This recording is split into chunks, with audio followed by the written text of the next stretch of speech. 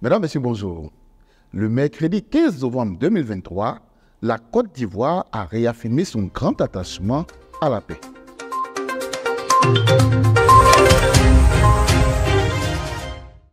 La paix en Côte d'Ivoire, dit-on, est une seconde religion.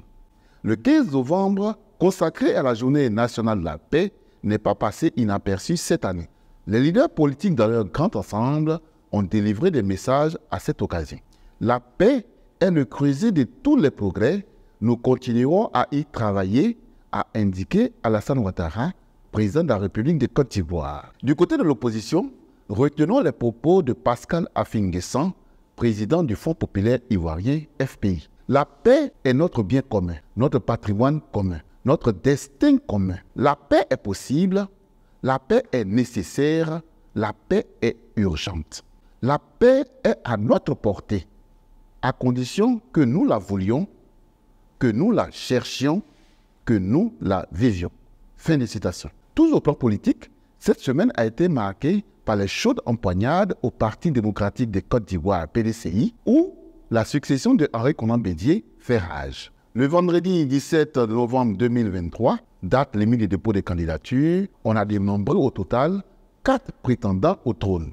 Le professeur Maurice Kakoum-Kawé, Noël Akossi Benjo, Tidiane Thiam et Jean-Marc Yassé. Les élections sont prévues au PDCI le 16 décembre prochain.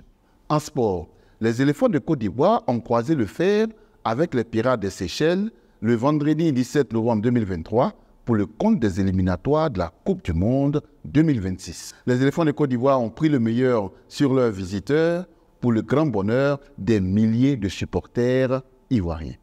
À l'international, on note l'épopée héroïque des forces armées maliennes qui sont arrivées à Kidal le mardi 14 novembre 2023. Elles ont repris le contrôle de cette localité tombée aux mains des rebelles Touaregs qui s'y étaient installés depuis 2012. Au Libéria, les populations ont été appelées au vote pour le second tour de la présidentielle. Le président sortant, l'ex-footballeur international George Weah, est au coude à coude avec son principal challenger. Enfin, en Madagascar, le président sortant, Andry Rajoelina, est en roue libre pour un deuxième mandat à l'issue du premier tour de la présidentielle du 16 novembre 2023. Voici pour l'essentiel de l'actualité de cette semaine.